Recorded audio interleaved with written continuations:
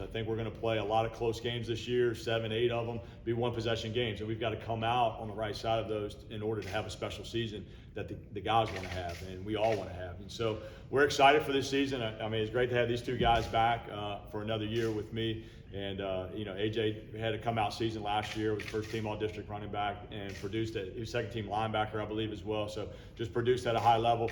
Trace, played quarterback for us and did an excellent job. And so I'm excited to have our last ride together coming up this year and really just see him come into his own as a young man. And so we're really excited for the season, and we'll open it up for questions. It's all about stress, right? So in those games' biggest moments, whether it's a 2-minute drill, like against Heritage, we had to get a stop, but then we had an opportunity to go down and score. We drove the field, but then we couldn't convert right as time expired. And so it's all about stress and producing under stress. So we have a common saying in our program, under high stress, we go to our lowest form of training. And so we've got to continually, it's my job and our staff's job to induce stress to the guys and get them to perform in a stressful situation. And so, we use different tactics. We have music, sometimes we'll invite the cheer team down. They're cheering. We got music blaring. We got other things going on, and it's a lot of stress. You're trying to focus on your job, but Friday nights are the same way. You got a lot of different things going on, people yelling in the stands.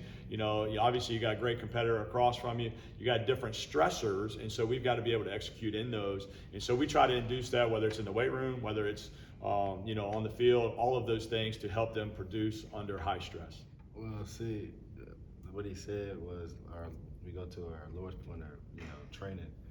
It immediately means a lot because you got so much going on, you don't want to mess up, but at the same time you got everything going on, so it's very likely you're gonna mess up.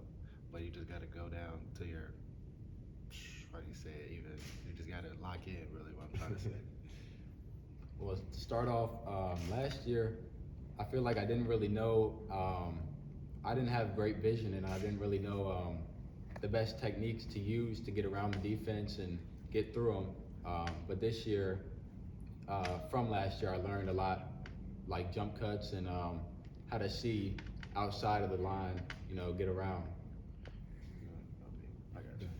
It's really important, really, because I always go by a motto of my coaches, even my parents. It's school first, then it's football. And I know where my studies can take me. And football is, I love football to death. That's all I really know. So, but I do know, like, if I want to go deep in this football thing, I know my studies is first. So making sure my mind is clear, making sure, okay, when I go home, I got homework, or I got to do this, or I got to study, I got a big test coming up. That's just really how it's supposed to, that's how I usually take it, so.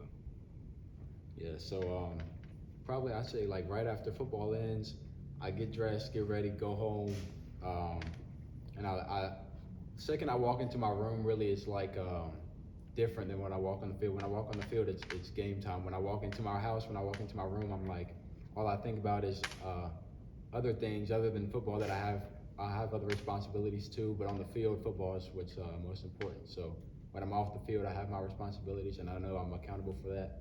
And when I'm on the field, I have my responsibilities.